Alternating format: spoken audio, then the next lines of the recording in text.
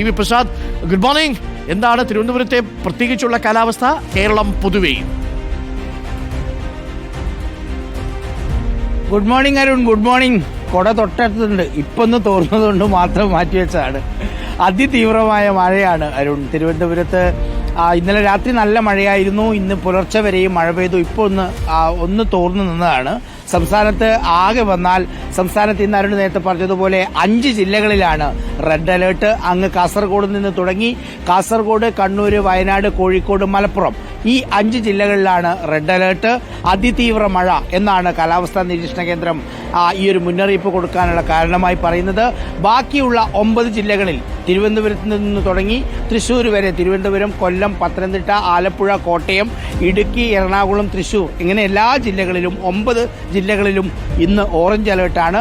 Orange അലേർട്ടും red അലേർട്ടും തമ്മിൽ, അതായത് അതിതീവ്ര മഴയും തീവ്രമഴയും തമ്മിൽ വലിയ ഇല്ലെങ്കിൽ പോലും ഈ റെഡ് അലേർട്ടിലേക്ക് വരുന്ന അതിതീവ്ര മഴ അതൊന്നുകൂടി കനക്കും, മാക്സിമം ആകും എന്ന കണക്കുകൂട്ടലാണ് കാലാവസ്ഥാ ഗവേഷണ കേന്ദ്രം പറയുന്നത്. ഇത് ഇന്നത്തേതാണെങ്കിൽ നാളെ അരുൺ ഇതിൽ കൂടുതലാണ് റെഡ് അലേർട്ട് നിലവിൽ പ്രഖ്യാപിച്ച പ്രകാരം. ഒരുപക്ഷെ ഇന്നത്തെ അപ്ഡേറ്റ് വരുമ്പോൾ അത് മാറിയേക്കാം. നാളെ 7 ജില്ലകളിലാണ് റെഡ് അലേർട്ട് പ്രഖ്യാപിച്ചിരിക്കുന്നത്. ഇന്നത്തെ മറ്റ് കാലാവസ്ഥാ നിരീക്ഷണ കേന്ദ്രത്തിന്റെ മുന്നറിയിപ്പിലേക്ക് വന്നാൽ തിരമാല ശക്തമായി അടിക്കാനുള്ള സാധ്യതയുണ്ട്. അതുകൊണ്ട് കടലിലേക്ക് ഇറങ്ങുന്നവർ സൂക്ഷിക്കണം എന്നുണ്ട്. മാത്രമല്ല റെഡ് അലേർട്ടുള്ള 5 ജില്ലകളിലെ വിനോദസഞ്ചാര കേന്ദ്രങ്ങളിലേക്ക് യാത്രാ വിലക്കുണ്ട്. അല്പസമയം മുമ്പാണ് തിരുവനന്തപുരം പൊന്മുടിയിലേക്കുള്ള യാത്ര അത് നിരോധിച്ചുകൊണ്ട് ഉള്ള തീരുമാനം വരുന്നത്. മാത്രമല്ല മണ്ണിടിച്ചൽ സാധ്യതയുള്ള മേഖലകളിൽ ശക്തമായ മുന്നൊരുക്കമാണ് സർക്കാർ സംവിധാനങ്ങളും ദുരന്ത നിവാരണ അതോറിറ്റിയും എല്ലാം നടത്തിയിരിക്കുന്നത്. ഈ പറയുന്ന 5 ദിവസം തുടർച്ചയായി മഴ പെയ്താൽ അത് വലിയ മണ്ണിടിച്ചിലുള്ള സാധ്യതയിലേക്ക് പോകും എന്ന നിഗമനത്തിലേക്ക് ഇതിനകം തന്നെ എത്തിയിട്ടുണ്ട്. അതിനുള്ള എല്ലാ മുൻകരുതലും സർക്കാർ സംവിധാനങ്ങൾ തയ്യാറായിട്ടുണ്ട് എന്നുള്ളതാണ്. തിരുവനന്തപുരം മുതൽ കാസർഗോഡ് വരെ ഇന്നലെ വ്യാപകമായ നാശനഷ്ടം ഉണ്ടായിട്ടുണ്ട്. അതിൽ KSEBക്ക് മാത്രം 25 കോടി രൂപയുടെ നഷ്ടമാണ്. കർഷകരുടെ നഷ്ടം അത് കണക്കാക്കി വരുന്നതേ ഉള്ളൂ. ആയിരക്കണക്കിന് വാഴകളും മറ്റ്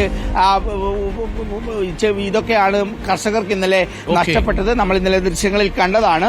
അതുപോലെ തന്നെ മത്സ്യത്തൊഴിലാളികളോട് കടലിലേക്ക് പോകരുതെന്ന് പറഞ്ഞിട്ടുണ്ട്. അങ്ങനെ അതിതീവ്രമായ മഴ നേരിടുന്നതിനുള്ള എല്ലാ സംവിധാനങ്ങളും സർക്കാർ ചെയ്യുന്നു. ജനങ്ങൾ ആശങ്കപ്പെടാതെ നേരിടുക എന്നുള്ളത് തന്നെയാണ്. ടി വി പ്രസാദ്, ഒരു പ്രേക്ഷകന്റെ മെസ്സേജും കൂടി ഉണ്ട് കേട്ടോ. ഹനീഫ പറയുകയാണ്, കേറിക്കിടക്കാൻ വീടും കഴിക്കാൻ ആഹാരവുമുള്ളവർക്ക് മഴ ക്ലാരയാണ്, കവിതയാണ്, കാമുകിയാണ്. ഇതൊന്നുമില്ലാത്തവർക്ക് നെഞ്ചിലെ തീയാണ്. പറഞ്ഞത് ശരിയാണ്. വീടിന് മുന്നിൽ എപ്പോഴും ചാഞ്ഞു കിടക്കാവുന്ന അല്ലെങ്കിൽ വീണേക്കാവുന്ന ഒരു മരവും, നിങ്ങൾ എപ്പോൾ വേണമെങ്കിലും വീട്ടിൽ വെള്ളം കയറാവുന്ന ഒരു പുഴയും, എപ്പോൾ വേണമെങ്കിലും കടൽ ഭിത്തി കടന്നു വരാവുന്ന ഒരു കടലും തൊട്ടു മുന്നിലുണ്ടെങ്കിൽ നിങ്ങൾക്കിത് വലിയ ക്ലാരയും കവിതയും കാമുതിയൊന്നുമില്ല. കഷ്ടപ്പാടും പ്രാരാബ്ധവുമാണ് എന്നുള്ളതാണ് പറഞ്ഞതിൻ്റെ അർത്ഥം. ശരിയുമാണ് അല്ലേ? അപ്പോൾ പ്രിയപ്പെട്ട പ്രേക്ഷകരെ, മഴക്കാലമാണ്, കരുതിയിരിക്കുക. പൊതുവേ കേരളത്തിൻ്റെ കാലാവസ്ഥാ സാധ്യതകളാണ് ഇപ്പോൾ ടി വി പ്രസാദ് പ്രേക്ഷകരുമായി പങ്കുവച്ചത്.